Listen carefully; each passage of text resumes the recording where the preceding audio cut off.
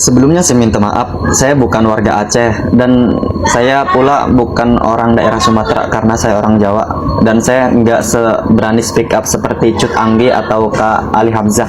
Akan tapi saya lebih menyoroti ke yang akan datang jikalau imigran gelap Rohingya itu akan diterima di Indonesia.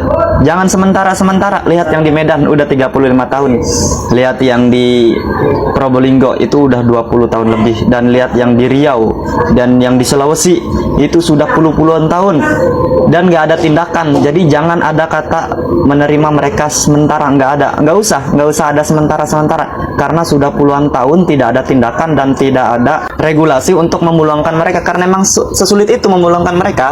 Karena PBB sendiri itu memang mempersulit untuk memulangkan para imigran Rohingya ini.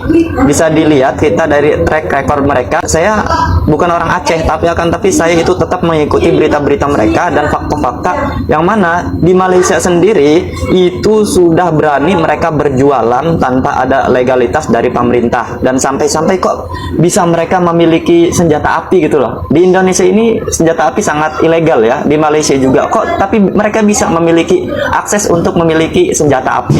Dan di Arab Saudi kita tahu sendiri, kemarin itu ada video dari TikTok juga bahwasanya di Arab Saudi itu pernah menampung imigran gelap Rohingya, akan tetapi mereka sendiri itu tidak mengindahkan apa yang telah difasilitasi oleh negara Arab Saudi, dan akhirnya mereka ini digusur, pemukiman mereka digusur, dan sekarang mereka membuat pemukiman-pemukiman ilegal yang ada di bukit-bukit Arab Saudi. Pesan saya, jangan ada kalimat menampung sementara. Kita bisa lihat sendiri di Medan, Sulawesi, di Jawa itu sudah puluhan tahun tanpa ada tindakan kelanjutan dan tanpa ada regulasi dari pemerintah. Dan saya kemarin memang sudah melihat Bu Retno Marsudi sudah mengunjungi daerah Myanmar untuk berbicara langsung dengan pemerintah Myanmar.